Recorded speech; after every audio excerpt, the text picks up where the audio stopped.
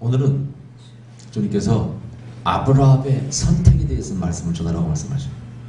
지난번 선택하라는 것은 말씀을 한번 드렸습니다만 여호수아의 선택, 오늘은 이 아브라함의 선택에 대해서 말씀을 전하라 이렇게 저희 메시지를 주셨습니다.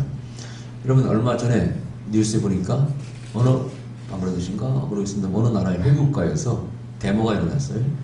근데 그 데모가 왜 일어났느냐? 국가에서 법을 고쳤습니다. 즉 여성에게도 상속권을 주기로, 남성과 동등하게. 우리는 너무나 잘 아는, 또 익히 우리는 그래 살고 있기 때문에 전혀 거기에 대해서 반응이 없어요. 당연하다고 생각합니다. 그런데 그 회교권에서 그것 때문에 남성들이 막 데모를 하기 시작해요. 극렬한 데모를 합니다. 그걸 보고 참 재미있다, 이상하다는 생각이 들어요. 당연한 걸 가지고 왜 저들은 데모를 할까? 우리는 당연하게 받아들였는데 그게 어디서 오는 것일까요? 사실은 종교에서 오는 것입니다. 여러분, 이 사회를 지배하는 것은 사회 윤리라고 말합니다. 근데 그 사회 윤리를 또 지배하는 것이 그 위에 있는 어떤 윤리하고 개념이 뭐냐? 바로 종교라 이렇게 말할 수 있어요. 그래서 불교를 믿는 나라는 불교의 그 종교에서 오는 그 윤리관, 윤리가 그 사회를 지배합니다. 또 기독교권은 마찬가지, 성경의 윤리가 그 사회를 지배하고, 회교권에서는 회교의 그 윤리가 그 사회를 지배합니다. 그래서 거기는 아내를 열어두기도 하고, 돈 많이 주면 뭐 많이 둔다고 그러더라고요. 저 전에 한번 성지순례 인수하고 갔을 때, 토라 성지순례 인수하고 갔을 때, 어디입니까? 두바이입니까? 들렸는데, 근데 낙타 구경하러 갔는데 가이드가, 현지 가이드가 자기 종교를 막 자랑을 해요. 자기들은 합법적으로 4명까지 부인을 둘 수 있대. 근데 우리는 다 기독교라고 그러니까 당신들은 하나밖에 부인을 못 두잖아요. 그러면서 자랑을 하더라고요. 왜 당신들은 하나밖에 못 둡니까? 4시간 두는데 어처구니가 없어가지고. 그래서 내가 그랬어요. 영어를 서로 얘기하면서 그럼 당신 솔직히 한번 얘기해보라고. 당신이 4명의 아내를 두고 있으면은 그 4 아내를 똑같이 사랑할 수 있냐고. 그랬더니 없다고 하더라고요. 그럼 아내가 그 중에 공평히 사랑해주지 못하면 불평하지 않냐고. 불평할 수 있다고 하더라고요. 문제가 있지 않냐. 성경에 한 남자는 한 아내를 두고 살게 되어 있어요. 아멘? 이 진리입니다. 그리고 그 사람이 나중에 할 말이 없어. 말을 않더라고요. 근데 그 사람들은 그걸 자랑스럽게 여깁니다. 근데 오늘날 이 시대에 큰 기독교가 위협을 받고 있는 게 이런 것들입니다. 종교다원주의입니다. 다른 종교도 하자는 것이죠. 다른 종교도 진리가 있다는 것이죠. 거기도 구원이 있다는 것이죠. 근데 이것이 오늘날 캐톨릭에서는 심각한 문제가 되고 있습니다. 캐톨릭은 겉으로 볼 때는 거룩하게 보이고, 솔직히 그 종교를 비판하려고 하는 게 아닙니다. 우리는 성경적으로 얘기하는 겁니다. 거룩하게 보이고 그 제목부터가 아름답고 못 있죠. 깨끗하게 보이고 성결하게 보입니다. 그러나 그 내용이 들어갔을 때 모든 거의 성직자들이 종교다원주의를 받아들입니다. 다른 종교를 인정합니다. 우리가 불교를 분명히 같은 이 땅에 살고 있으면서 그 종교를 존중해주는 것은 당연한 것입니다. 함부로 가서 스님 앞에 안수한다든가 절간에 가서 이런 건 안 해야 됩니다, 여러분이. 그건 상식을 벗어나는 것이고, 우리 이성적인 행동이 아니라 그러는데, 항상 우리는 이성과 계시가 같이 가야 되는 것입니다. 아멘. 저도 우리 교회가 예언적인 교회지만 절대 그런 걸 용납할 수 없어요. 그건 경박한 짓이에요. 경박한 짓. 그러나 그러면서 동시에 존중을 해줘야 되겠지만 따져볼 일이 있다는 거예요. 종교라는 것은 원래가 뭘 추구하느냐? 진리를 추구하는 것이거든요. 진리를 추구하는 거예요. 남들이 간다고 따라가는 게 아닙니다. 내 친척이 믿는다고 믿는 게 아닙니다. 오늘 본문에 아브라함의 위대한 선택은 부모나 친척, 형제의 선택을 따르지 않고 자신이 지명한 그 신을 따라갔다는 것이죠. 그런데 종교다원주의는 그것이 어떻게 보면 이성을 만족시키는 것처럼 보입니다. 더불어 사는 사회, 이 지구촌 안에서 서로를 인정해야 된다는 것이죠. 그러나 여러분, 종교는 그런 어떤 개념으로 접근해서 하는 게 아니에요. 이게 정말 진리인가 옳은가 그런 걸 따져볼 필요가 있다고 합니다.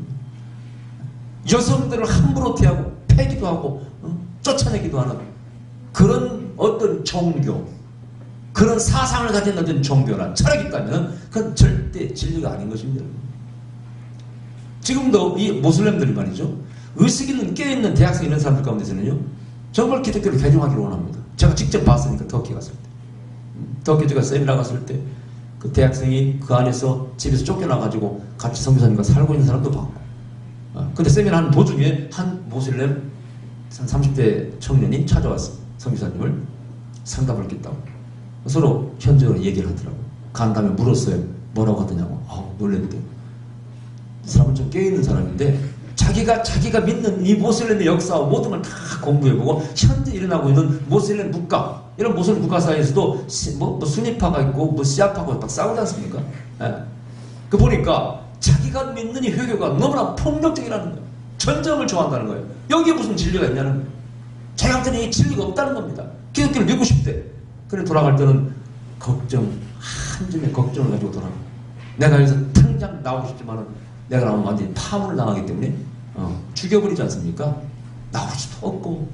그 모슬렘 청년의 어떤 이성을 가진 사람의 참으로 큰 그 고민을 제가 직접 봤습니다. 상담하는 걸.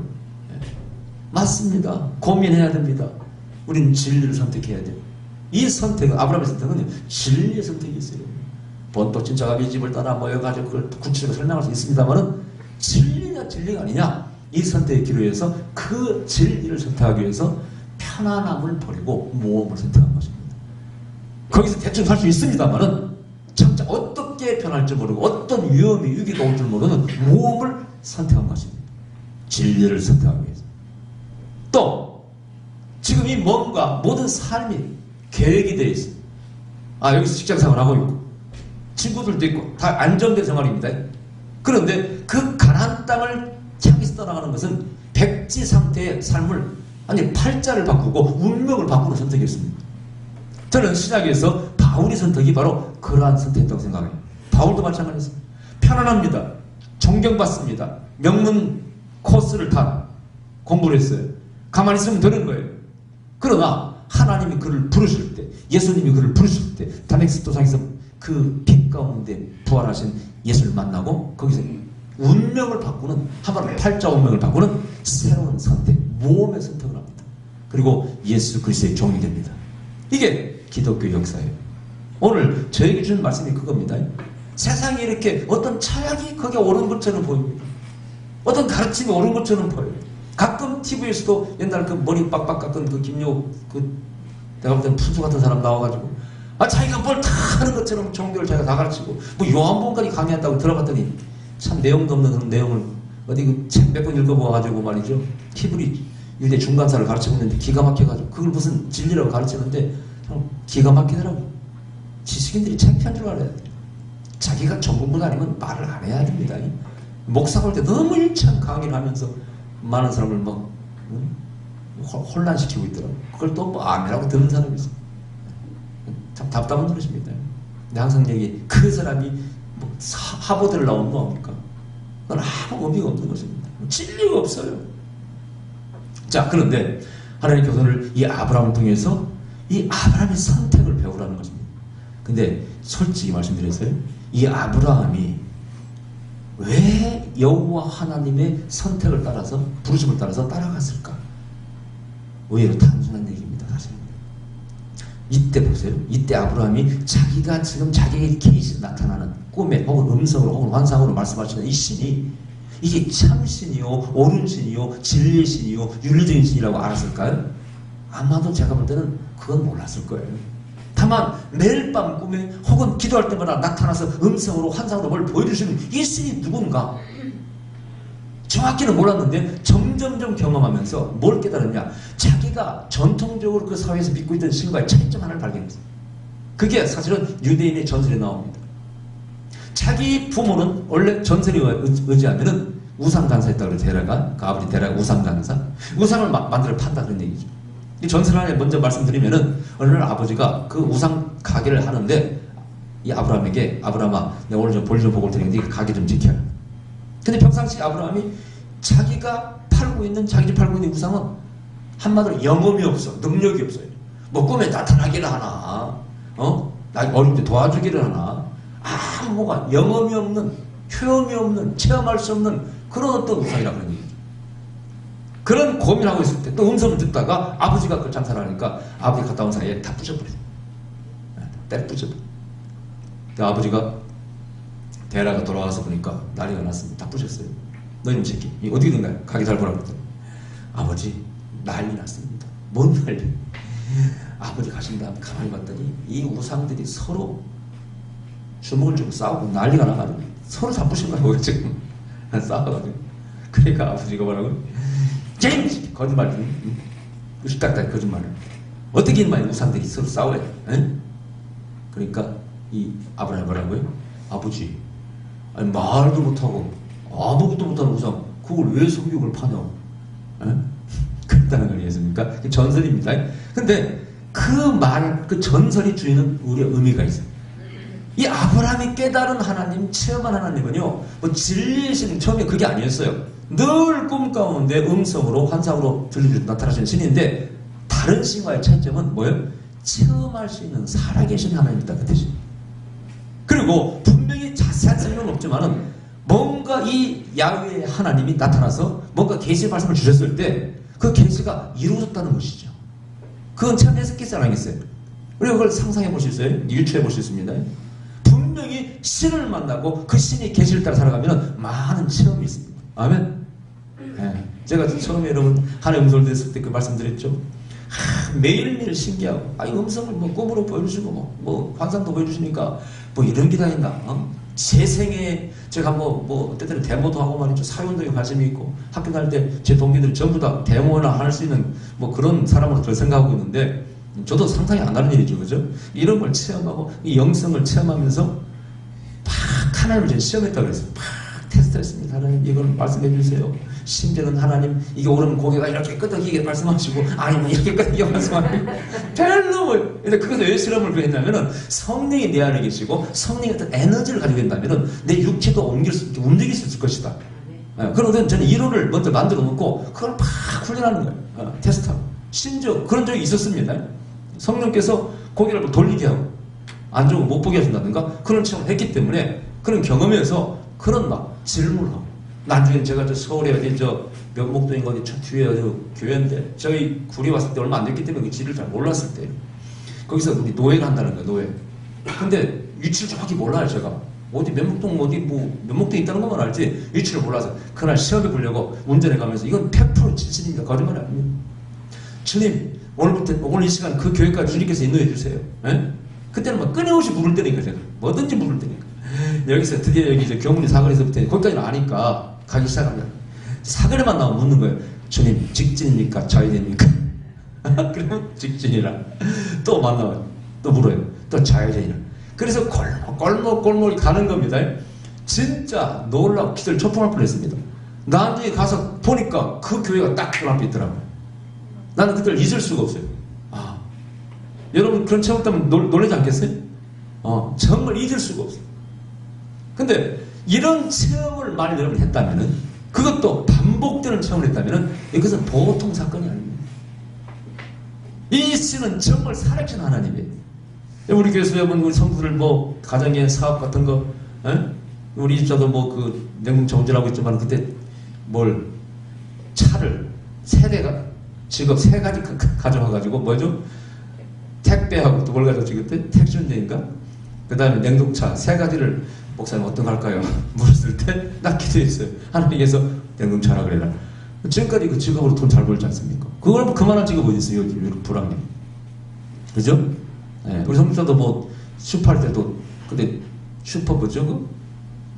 그 아파트 조감도 4개인가 4개 가져와서 어디서 할까요? 찍어주세요. 내가 그래도 속으로 내가 무슨 목사가 찍기 선수냐 찍어달라. 그래서 그때 기도해서 그걸 또 골라주기도 하고. 하여튼 제가 근데 반복적으로 체험한다면 이것이 보통 사건이 아니에요. 아브라함은 그 체험을 통해서 이 신은 진짜 신이로구나. 많은 신들이 있었지 않겠습니까? 거기에 많은 신들이 있었지 않겠습니까? 그런데 이 신은 진짜 신이에요. 거기서 체험을 통해서 이 신이 진짜 참 신이라는 것을 알았다는 거예요. 이게 바로 아브라함의 위대한 선택이었습니다. 여러분 인도에 저 TV에서 성자 써나신도 마찬가지죠. 그는 시크 교도 가문에서 태어났습니다. 그래서 기독교 그 미션 스쿨에 가가지고 거기서 성경을 배우는데 반발이 심해서 막 성경을 찢어버리고 고민했어요.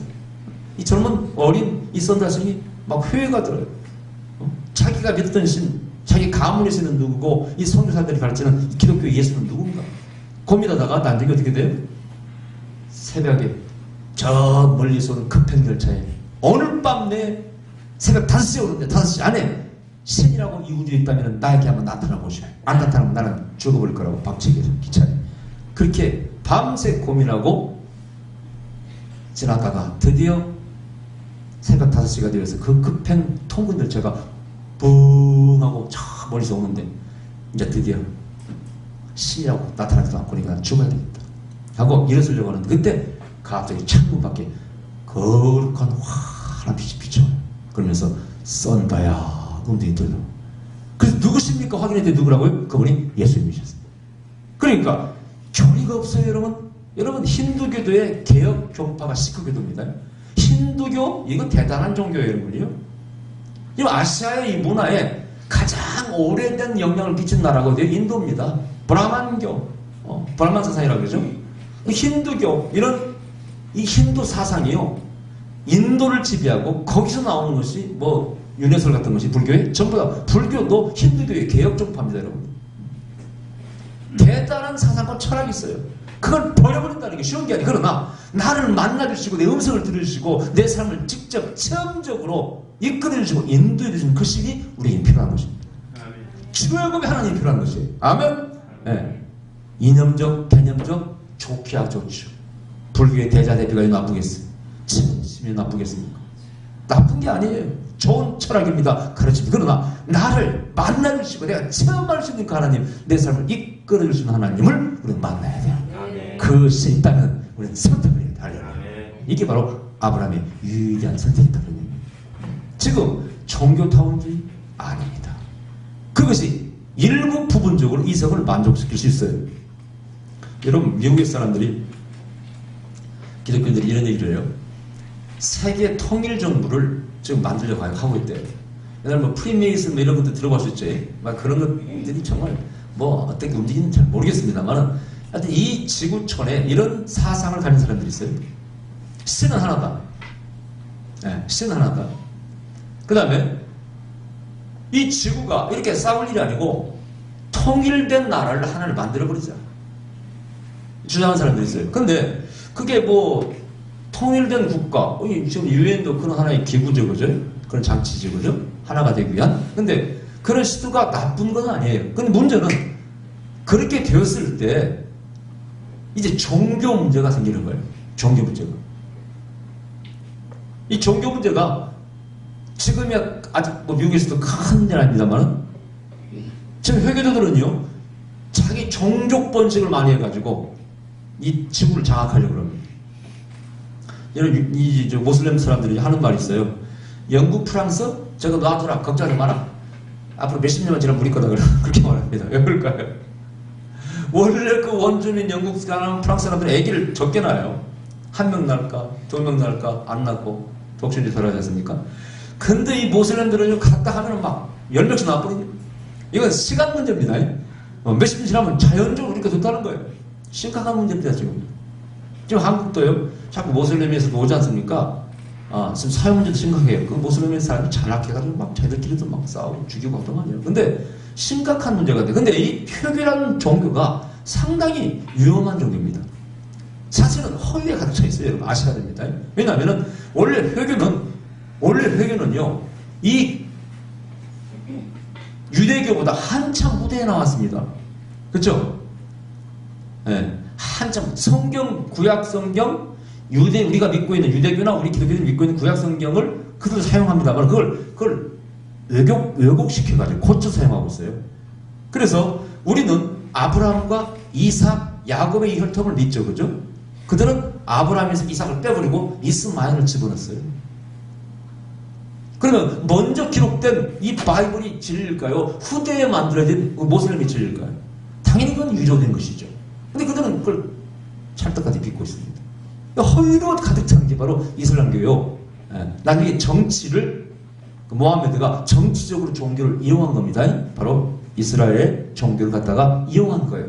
우리 조선에서 저 성리학을 갖다가 이용하듯이. 그런 재밌는 것은 얼마 전에 제가 TV에서 성리학이 들어오기, 유교의 그런 성리학이 들어오기 전에 우리 한국, 우리 조선 사람들, 조선도 아니죠. 그 당시 한인들, 한국 사람들, 즉 고려시대나 신라시대나 이럴 때 그때 사람들은 생활상이 어땠을까를 누가 강의하는 전문가 강의하는데 놀라운 걸 발견했어요.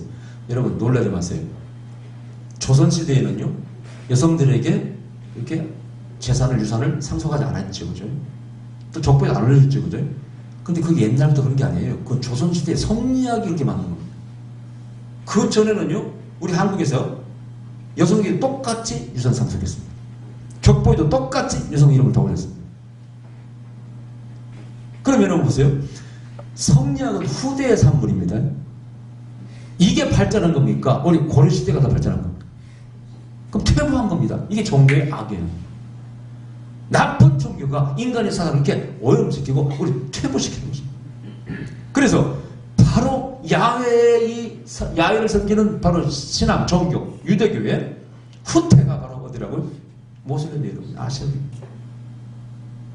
그 다음에 그러면 그 유대교의 진보는 무엇일까요? 당연히 기독교입니다. 유대교는 철저히 유대 중심입니다. 유대 중심이에요. 네. 자기 민족 중심입니다. 선민세상이죠. 그렇다고 이방 민족을 안 받아들이는 거 아니에요. 개종은 받아들이죠. 그러나 상당히 문제가 있고 음식, 문화 모든 것으로부터 제약이 많은 게 바로 유대 율법주의입니다. 여기서 예수님은 완전히 그걸 율법을 초월시키죠. 초월이 나쁘다는 게 아니고 이걸 이제 진보된 방향으로. 이 시대까지는 이런 율법이 필요했었고 이제 이 계명된 시대에는 이러한 법이 필요하다. 이런 율법의 진보를 말씀하고 있습니다. 분명히 하나님의 계시와 법은 진보가 있습니다. 그걸 인정해야 됩니다. 시대의 환경이 달라요. 그때는 거기에 맞는 법이 필요한 것이고 이것이 바뀌면 당연히 바뀌어야 되는 것입니다. 그래서 여러분 이혼의 법도 마찬가지예요. 옛날에 남자가 여자를 학대할 때는 절대 이혼을 하지 말라는 것은 남자가 여자를 버리지 말라는 것입니다. 그러나 이것이 진보했을 때 오늘날 만약 여성이 남편에게 맞고 있다면 매일 나쁜 여성에게 이혼하지 말라고 말이 되는 겁니까 여러분? 나는 그런 직접 경험이 있었어요. 어떤 분이 이름을 자기 매제하고 여동생 이름을 딱 가져와서 기도해달라는데 딱 보는 순간 이놈은 나쁜 놈이라고 딱 말씀하시죠. 당장 나오라고. 알고 봤더니 결혼한 지 몇 개월밖에 안 되는데 이 남자가 에이즈 환자로 판명났어요. 그분이 장모님이었어요. 자기 여동생 매제하고 딱 제 이름 저기서 가져왔는데 하나님 딱 말씀 나쁜 놈이라고 당장 나오라고. 그래서 제가 말씀 전해드렸습니다. 에이즈를 속이고 결혼합니다. 이혼했죠 결국은. 그러니까 이혼하지 말라가 그게 올바른 법도 아니에요. 그 시대에 맞는 법인 거죠. 그 시대에 맞는 법. 이것은 당연히 진보가 있어야 돼요. 계시에 진보가 있어야 됩니다. 신약에서는 그렇게 말씀하고 나중에는 또 그렇게 말씀하고 있잖아요. 그 신약 당시만 해도 이런 법이 좀 통했을 거예요. 그러나 지금은 또 다른 거예요. 그 시대하고 달라 시대가 달라. 이런 종교도 사상도 계시도요 진보가 있어야 되는 것입니다. 과거에 이랬으니 이걸 지키자. 과거에 돼지고기 먹지 말자 해서 먹지 말자. 잘못된 가르침이에요. 분명히 신학에서 그걸 풀어버렸어요. 풀어버렸어요. 그런데 가끔 제가 이 토라를 공부하다 보면은 토라를 가르치는 분들이 몇 가지 이렇게 종파가 있어요. 흐름이. 어떤 사람들은 신학의 어떤 특히 바울의 개종과 또 신학에서 가르치는 바울의 어떤 그 개혁적인 사상을 받아들입니다. 바울은 분명히 그 율법을 초월했습니다. 율법의 진보를 가르쳤어요. 근데 어떤 사람들은 자꾸 구약을 예수님 믿으면서도 구약의 것을 강조하는 사람이 있어요. 그 사람들은 토요일 안식일 예배를 강조한다든가 그 다음에 특히 음식 돼지고기 먹지 말라. 그래서 조개도 안 먹습니다. 조개도 안 먹어요. 그 한국에 와서 순두부 끓였는데 대접하는데 고기 없다고 나 얘기했거든요. 근데 나중에 조개가 나와버렸어요. 깜짝 놀라가지고 안 먹겠대. 속으로 이거 조개 건지고 먹으라고 했더니 그래도 안 먹는데 그 조개에서 국물이 이미 우러나왔기 때문에 그거 다 시켰네. 그걸 보면서 이 종교라는 것이 이렇다면 이거 믿을 필요 있나 이거? 조개도 못 먹게 하는 종교 있다는 거 믿을래요 여러분이? 우리에게 도움을 주는 손은 때려잡아 먹으면서 조개도 안 먹겠다? 여러분 이것은 잘못된 종교 가르침이에요. 어떤 이달에서는 자기 아들이 죽어가는데 수혈을 안 하겠다는 거예요. 피에 뭐 생명이 있다고 생명을 주야지 왜 안 줘? 하나님 독생자까지 줬는데 왜 자기 피를 못 줘? 이 잘못된 교리가 자기 아들을 죽여요. 그렇게 많이 죽습니다, 여러분. 완전 잘못된 세계예요. 지금 요즘도 이제 보면은 군대 안 가겠다는 사람들 있죠? 뭐 어디 요양원에 되니까 어디서 안 가잖아요. 여러분 어떻게 생각해야 됩니까? 자기의 신앙의 소신을 지키기 위해서 안 간다는 것은 대단한 일이지만은 그러면 자기는 국가의 보호를 받고 있지 않습니까? 여러분 성경에서 사륙이 전혀 없는 겁니까? 분명히 성경에는 성스러운 전쟁을 말씀하고 있습니다. 그것만은 절대 진리가 아닙니다. 당신을 누가 지킬 것이며 국가가 없으면 참 우스운 얘기입니다. 여러분 저희 교회에서는 분명히 말씀드립니다. 분명히 우리는 항상 계시도 중요하고 이성도 절대 무시해서는 안 되는 것입니다. 조화를 이뤄야 돼. 밸런스가 중요한 것입니다. 근데 어쨌든 아브라함은 여기서 가장 위대한 선택이 뭐라고요? 살아계신 하나님, 내 삶을 견인해 가시고 늘 도와주시는 성경 하나님은 임마누엘 곁에 도와주신 하나님이십니다. 자기를 나타나기를 원하신 하나님이에요. 할렐루야. 처음 하신 하나님, 저 시내산에서 나타나신 하나님입니다. 그 하나님을 선택했다는 것입니다. 이게 바로 아브라함의 위대한 선택이었습니다. 그 다음에 여러분 또 13장에 가면은 이제 뭐가 나오냐면요, 자기 조카 롯과 롯의 재산도 늘어나고 아브라함의 재산도 늘어나니까 이 종들이 서로 다투지 않습니까? 그래서 땅을 좀 나눠서 너는 좀 이렇게 여기 살고 나는 여기 살고 좀 분가를 하자고 했습니다. 그래서 그때 이 아브라함이 먼저 롯에게 네가 먼저 선택하라, 선택권을 먼저 줍니다. 그때 롯이 선택한 것이 뭐예요? 소돔과 고모라를 선택합니다. 왜? 여러분 지금 그 고고학자로 발굴되어 보면은요, 굉장히 발전한 나라가 바로 도시가 소돔과 고모라였습니다. 여러분 이집트의 스핑크스 있죠? 스핑크스 이런 것이 그대로 거기서 지금 발견되고 있어요. 그 모양 그대로. 그다음에 건물들, 높은 건물들이 다 지금 남아 있어요. 저희 교회에서 동영상을 보여드렸죠 한번 그때 유황 불 좀 타기도 하고 폐허된 곳에서 유적들. 근데 그 당시에는 굉장히 발전된 도시 국가입니다. 롯은 그 도시를 선택합니다. 왜? 편안함이 있고 일단 배부름이 있어. 또 즐길 문화가 있습니다. 근데 아브라함은 그걸 양보하고 그래? 너 그렇게 하고 이 아브라함은 헤브론 산지를 선택합니다. 일단 그 아브라함의 관용이 여기서 어디서 그게 나왔을까? 물론 조카니까 손아래니까 불쌍하니까 먼저 양보했다고도 볼 수 있죠. 그죠? 그러나 이제 아브라함이 그 야훼 하나님을 따라다니면서 야훼의 성품이 아브라함에게 깃들었습니다. 거기서 나온 관용이라고 난 믿고 있습니다. 할렐루야. 이것은 관용의 선택입니다. 사랑에서 우러나오는 양보의 선택입니다. 아멘? 그것을 이 아브라함이 보여줬습니다. 그러면 동시에 이건 영적인 선택이었습니다. 할렐루야. 여러분들 살아가면서 그런 선택을 하셔야 돼요. 조금 양보하시기 바랍니다. 그러면서도 뭘? 영적인 선택을 하셔야 돼요.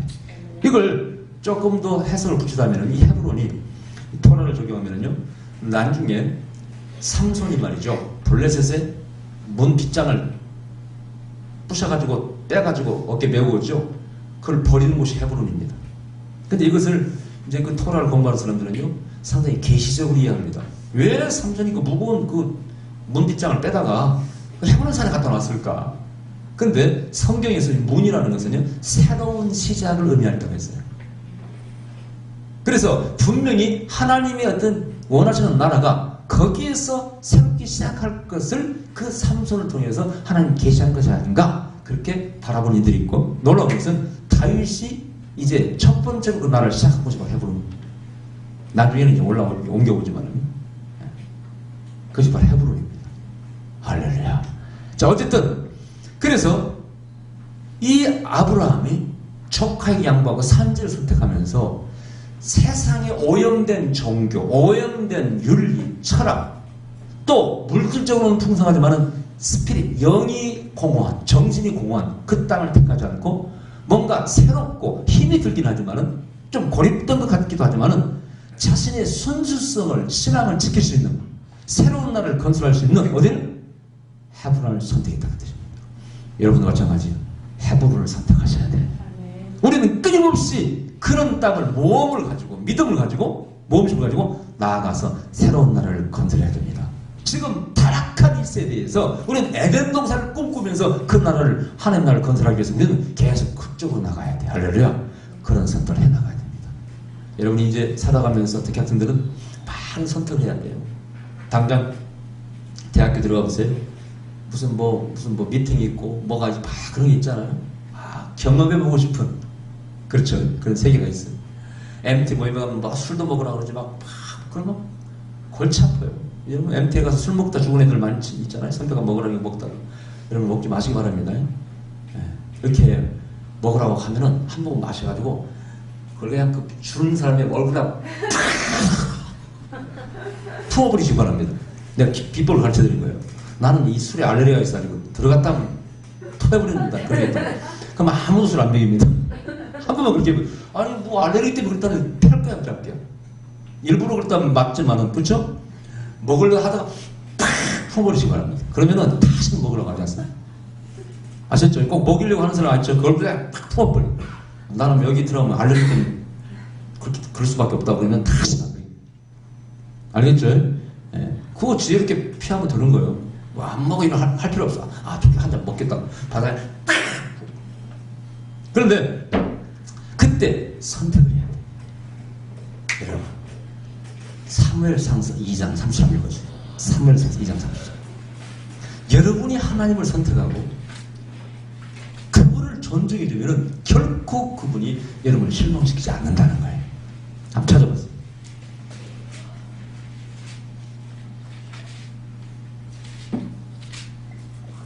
사무엘상 2장 30절. 그러므로 이스라엘의 하나님 나 여호와가 말하노라. 내가 전에 내 집과 내 조상의 집이 내 앞에 영영히 행하리라 하였으나 이제 나 여호와가 말하노니 결단코 그렇게 아니하리라. 나를 존중히 여기는 자를 내가 존중히 여기고 나를 멸시하는 자를 내가 경멸히 여기리라. 아멘. 네. 보세요. 하나님께서 사울왕에게 호의와 은총을 베풀었습니다. 근데 이 사울이 하나님을 택하지 않고 욕심을 택하잖아요. 그 결과로 거기서 왕위를 뺏기지 않습니까? 여러분 우리가 됐더라요. 가놓고면은요 미천한 사람인데 하나님 은혜를 부어주셨는데 그 은혜를 감사하고 끝까지 하나님 편에 쓰고 하나님 영광을 위해서 뭔가 몸부를 붙이는 사람이 있어요. 그를 높이시는 거야 하나님께서. 이번에도 오늘 아침에 뉴스 보니까 박주영이가 골하고 또 넣더라고요. 11골째 넣더만. 차범근 옛날 감독 이후에 유럽에서 두 자릿수 골을 넣은 사람이 이제 박종희 처음. 박종희 그 경기하는 몸 내가 할 때 좀 못할 때가 있어. 그래서 내가 모자 보면서 내가 뭐라 할 때가 있는데, 근데요 박종희가 한참 늦다 하면 무작 기도하는. 근데 그 기도가 원래 누구부터 기울이는 거예요? 이영무 선수. 근데 그 이영무 선수를 잘 알고 있는 국가대표 축구 선수를 지금 태국에서 선교사로 계시는 분을 제가 선교 갔다 만났는데 그분이 그 비사를 얘기해. 숨은 이야기를. 원래 황제만인가 하는 선수가 있었잖아요. 그 선수도 그렇지 않았대. 그래서 같이 모여서 야 우리 골 넣으면은 이게 세레모니 한번 하자 그랬대요. 근데 먼저 골 넣은 사람은 황제만인가 뭐 그 선수였대. 이름 잘 모르겠는데 그 선수가 먼저 골 넣었는데 그걸 까먹어버린 거야. 부끄러워서 안 했는지. 안 해버렸어 이거. 근데 놀라운 것은 그때만 해도 그 선수가 더 유명해서 잘 나갔어요. 그때부터 이 선수는 골을 못 넣어. 점점 실력이 줄어들어요. 근데 그 조그마한 이영무, 이영무는 어떤 사람이냐? 국가대표 경기가 내리는데 오늘 검색해버려. 그러니까 도저히 이해가 안 가는 사람이에요. 검식하고 그 다음날 축구를 한다니까요.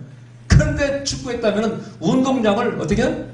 그냥 종현군이라고 다니면서 조그마한 키에.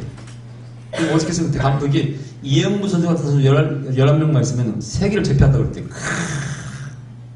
골만 넣으면. 자, 보세요. 결코 우연이 아닙니다. 이것을 진짜 증명한 한 사나이가 있었습니다. 1924년에 제8회 올림픽이 파리에서 열렸습니다. 그때 영국에서 100m 우승 후보 선수가 하나 있어요. 에릭 리들이라는 선수예요. 이름 에릭 리들. 이 선수가 자타가 공인하는 100m 우승 후보예요. 영국 역사의 처음입니다. 한 번도 그 100m 우승한 사람이 없어요. 근데요, 100m 결승이 주일날 열리는 거예요. 근데 이 사람은 고향이 어디냐? 스코틀랜드예요. 여러분, 스코틀랜드는 장로교의 아주 성지입니다. 예. 그래서 신앙이 아주 좋았고요. 옛날 그 스코틀랜드의 장로교가 번성할 때 주일을 되면 모든 카자가 문 닫았어요. 100%문 닫았어요. 거기서 문 열다가 그 아주 그냥 견딜 수가 없어요. 그렇게 신앙이 좋았어요. 그 나라가. 그래서 여러분, 그때 그 신앙이 좋을 때 대영제국을 건설했어요. 영국이. 아셔야 돼요. 엘리자베스 여왕 때. 근데 그 경기를 안 나가겠다고 선언을 해버렸어요. 난리가 났습니다. 우승 후보인데 그 나라에서도 막 신문에 때리고 말이야. 신앙이고 구분을 못한다고 광신이다. 오만 공격을 다 했습니다. 근데 이 사람은 신앙이 좋아요. 나는 그럴 수 없어. 보이콧 해버렸어. 난리가 났습니다. 많은 비난에 따라서. 그런데 400m가 이 400m는 주일날 안 열려. 감독이 찾아가서 이 리델, 에릭 리델이요. 나 좀 400m에 좀 나가게 달라고 부탁을 했어요. 그걸 하라고 했어요. 근데 이 에릭 리델은 뛰는 폼이요. 되게 여러분, 이 뛰는 사람 고개를 숙이고 뛰잖아요. 이렇게. 이 사람 고개를 자체 이렇게 하늘을 쳐다봐. 막 기관차처럼 뛰는 거예요. 그래서 나중에 그 사람이 주인공으로 영화를 만드는데 그 제목이 불의 전차입니다. 하늘 확 뛰는 괴팍이야. 근데 이 400m였어요. 보세요. 100m 선수, 단거리 선수가 400m는 이기기 힘듭니다. 100m 선수가 200m까지는 1등할 수 있어요. 그죠? 400m는 거의 불가능합니다. 50m를 남겨두고 이 사람은 그 앞에 다가온 것, 달려온 것보다 더 빨리 가려고 했어. 숨이 차는데 400m 우승해버렸어. 놀라운 것은요, 100m도 영국 선수가 우승했어. 그래서 금메달 2개 따버렸어. 하나 땄걸. 이야, 이 사람이 스코틀랜드의 영웅이 됐어. 하루아침에 역대 영웅이 되어버렸어. 나중에 이 사람이 뭐가 됐을까요? 선교사가 됐습니다. 중국의 선교사가 됐어요. 이 사람이 중개가 될 때, 나를 하나님이 창조하신 목적은 중국을 위해서 만들었어. 늘 그 사람은 자기 자신을 하나님이 창조한 목적이 중국 선교를 위해서 만들어 생각했어요. 부경화 다 던져버리고 중국의 선교사라고 합니다. 근데 그때 바로 2차 세계대전이 터지고 일본이 중국을 점령하면서 포로로 붙잡힙니다. 감옥에서 이 사람은 선교사니까 자기 먹을 것을 아껴서 가난한 다른 사람들, 어려운 아픈 그 포로들을 주고 한 번도 화를 낸 적이 없어. 일본 간수가 이 사람이 죽었을 때 he was a Christian, 그 사람 그리스도인이었다고 일본 간수가 잘도 모르게 내뱉었어요. 그게 존경을 했어요. 간수까지도. 나중에 감옥에서 좀 죽습니다. 근데 죽기 전에 같은 선교사였던 앤이라는 사람에게 이런 말 했대요. 앤이 오직 복종밖에 없어. 하나님께 복종밖에 없어. 그 말을 남기고 이분이 소천 운명했습니다. 오직 복종밖에 없어. 하나님을 위한 헌신과 신념과 선택밖에 없어. 따라가야 돼. 이 사람이 정말 위대한 인물이어서 나중에 영화가 같은 내용이. 근데 바로 이 말씀을 아까 그 하나님을 존중하는 자를 하나님은 결코 버리지 않고 하나님들을 존중한다는 말씀을 바로 누가 줬냐면 마사지사가, 그 올림픽 때 마사지사가 그 400m 결승을 남겨놓고 있는데 쪽지를 하나 주더래. 그 말씀을 적어서 이 미들에게 주더랍니다. 읽어보라고 보니까 그 말씀 적혀있어요. 그 말씀으로 힘을 얻었어. 하나님 1등. 할렐루야. 여러분, 때때로 우리가 학생을 잘 들으세요. 주일날 공부? 너무 거기 매달리지 마. 그게 인생이 실패라는 말이에요. 요즘 카이스트 가는 아이들이 자살해 죽죠? 걔들이 카이스트에 들어가려면 얼마나 공부를 잘했겠어요? 다 공부 잘하는 것이 결코 인생의 성공이 아니에요. 네. 한동대에 다니는 애들 보면 그렇게 분위기가 좋대. 전에 우리 누구야? 걔가 미냐 그랬잖아요. 한동대 너무 분위기가 좋았다고. 여기가 너무 살만하다. 공부가 인생의 전부가 아닌데 여러분. 자, 그래서 여러분 바로 이런 선택을 하셔야 돼요. 하나님이 그러면 여러분을 존중해 주시고 여러분이 상상할 수 없는 생각지 못한 걸 선물을 주십니다. 할렐루야. 네, 끝으로 말씀드리면 이제 저 24장에 가면은요, 22장에 가면은요, 그 아브라함이 이삭을 제물로 바치죠, 그죠? 그때도 또 유일한 선택을 한 겁니다. 그때는 이제 어떤 선택이냐면요, 내가 믿는 하나님을 알았어요, 이 아브라함이. 수십 년을 하나님의 음성을 듣고 계실 때라 살면서 내가 믿는 하나님은 악한 하나님이라는 걸 알게 됐어요. 독자 이삭을 바치라 했을 때 이것은 어떤 의미가 있고 하나님 의도가 있는 것이지 결코 내 아들을 죽이려고 하지 않는다는 걸 알았어요. 서로 죽인다 할지라도 다시 살릴 것이다. 이 믿음으로 바쳤다고 히브리서에 그것을 해석해 놨어요. 이것은 이 아브라함의 믿음이 이게 뭐라고요? 이제 성장한 겁니다. 하나님을 좀 더 알아갔다는 뜻이 결코 하나님이 나에게 해를 끼치지 않을 것이다. 그리고 이 믿음 테스트를 통과하면 반드시 나에게 복을 주실 것이다. 그랬잖아요. 네 독자 이삭을 아끼지 않았은즉 내가 너를 축복한다고 하면서 아브라함이 다시 한번 축복의 말씀을 약속을 주지 않습니까? 믿음의 테스트였죠. 그때도 역시 자식을 택하지 않고 누구를? 하나님을 택합니다. 그 마지막으로 말씀드리는 것이 이제 자기 며느리감을 고르는데 이삭이 며느리감을 고르는데 어디 올랐어요? 가나안 족속 주위에서 택지국 가지 말고 우리 친족에게 가라. 그래서 그 과거의 고향 땅으로 자기 종 엘리에셀을 보냅니다. 그것이 친족교는 지금은 절대 허용하지 않습니다. 그렇죠? 그 당시에는 그러나 그 친족교를 주는 의미가 있어요. 그건 지금은 안 좋은 거지만은 그 당시 의미가 있어요. 즉 순수성을 지키겠다 그 뜻입니다. 아무렇게나 법도 없이 우상을 섬기며 살아가는 음란하게 살아가는 그런 족속에서 절대 나는 며느리를 볼 수 없어. 그 순수성, 이걸 역적으로 해석하면 신앙의 순수성을 지키겠다 그런 얘기. 가끔 보면은요, 신앙이 없는 사람과 결혼해가지고 파탄나는 가정을 많이 봅니다. 뉴스도 많이 나오잖아요. 여러분 가능하면은 신앙의 순수성을 지키시기 바랍니다. 아멘. 네, 가능하면은 100% 그럴 수는 없는 것이죠. 가능하면은 신앙의 순수성을 지키려고 노력하셔야 돼요.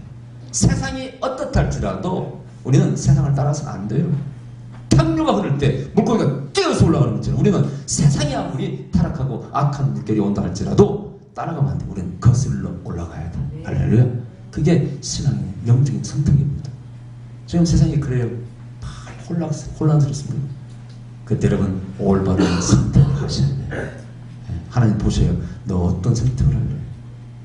끊임없이 우리의 선택을 주님은 지켜보고 계세요. 그리고 올바른 선택했을 때 거기에 맞는 은혜와 복을 분명히 주십니다. 할렐루야. 기다립시다. 그런 말씀드려 아버지 감사드립니다. 주여 우리는 무지합니다. 몽미합니다. 계시하여 주시옵소서. 알게 하시옵소서. 하나님의 뜻을 알고 그 뜻을 쫓아 선택하는 저희들 되게 하여 주시옵소서. 반드시 하나님을 존중할 때 하나님 아버지가 우리와 함께 하시고 우리를 존중해 주신다는 이 사실을 믿게 하여 주시옵소서. 예수님 이름으로 기도하옵나이다. 아멘.